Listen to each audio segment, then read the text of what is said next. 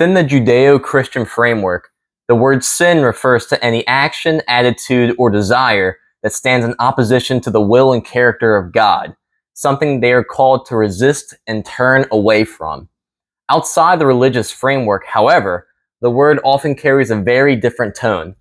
For someone who doesn't participate in that lifestyle, sin might evoke a lighthearted joke, a playful mischief, or the idea of something fun but technically off limits.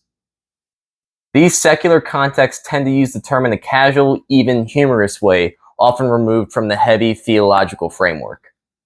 In contrast, religion treats sin as an objective reality, something defined not by personal preference but by God's revealed character and commands.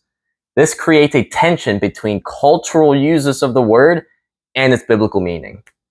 When sin becomes a playful label for harmless indulgence, it subtly reinforces the idea that moral boundaries are flexible and individually chosen.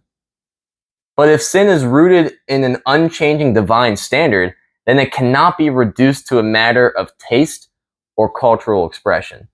The differences in meaning is what leads to deeper questions about whether morality itself is fixed or fluid. Some argue that sin is objective, that what one person considers sinful may not be sinful to someone else.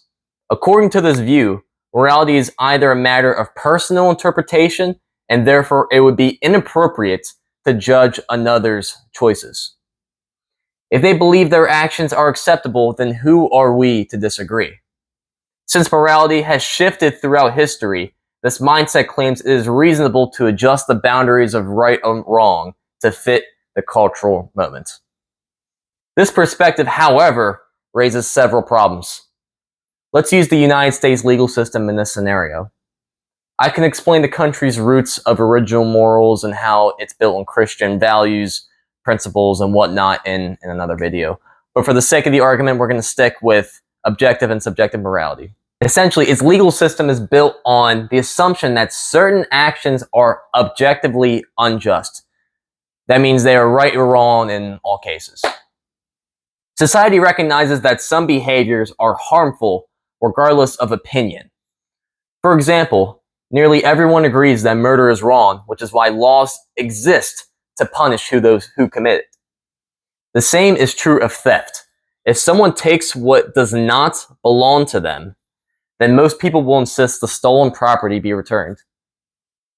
These are examples of moral principles that remain constant, universal standards that form the foundation of a just and orderly society. In both earlier examples, the guilty individuals could claim that they are just living their lives. Under a subjective morality framework, they might argue that no one has a right to judge their choices. After all, they themselves refrain from judging others, so why should anyone judge what they do or say? But a society that refuses to speak out against wrongdoing inevitably shifts toward chaos, disorder, anarchy, and sin.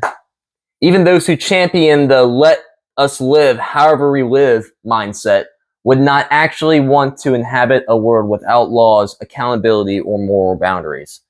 We become rebellious to the will of God when we decide to accept our own definitions of morality without considering biblical implications.